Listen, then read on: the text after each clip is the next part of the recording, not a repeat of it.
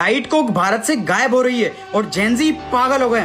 खाली freezes, sad reels, my emotional support drink is gone. सबसे डरावना पार्ट डाइट कोक नहीं है, क्यों गायब हो गई अचानक से?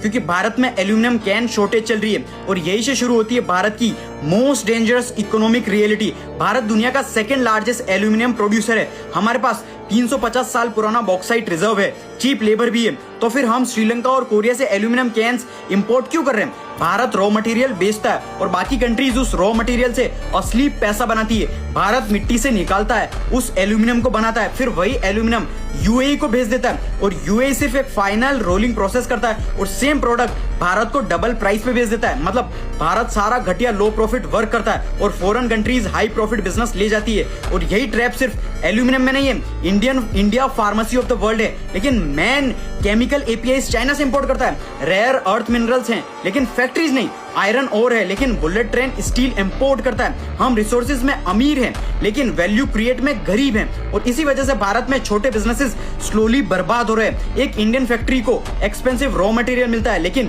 कोरिया से फिनिश्ड कैन जीरो टैक्स पे इंडिया आ जाता है। इमेजिन करो, अपने ही देश का एल्यूमिनियम इंडियन बिजनेसेस को महंगा मिल रहा है। और इसीलिए आत्मनिर्भर भारत का मतलब सिर्फ मेक इन इंडिया नहीं है। रियल पावर तब आएगी जब इंडिया रॉ मटेरियल्स नहीं, हाई मार्जिन इंडस्ट्रीज कंट्रोल करेगा।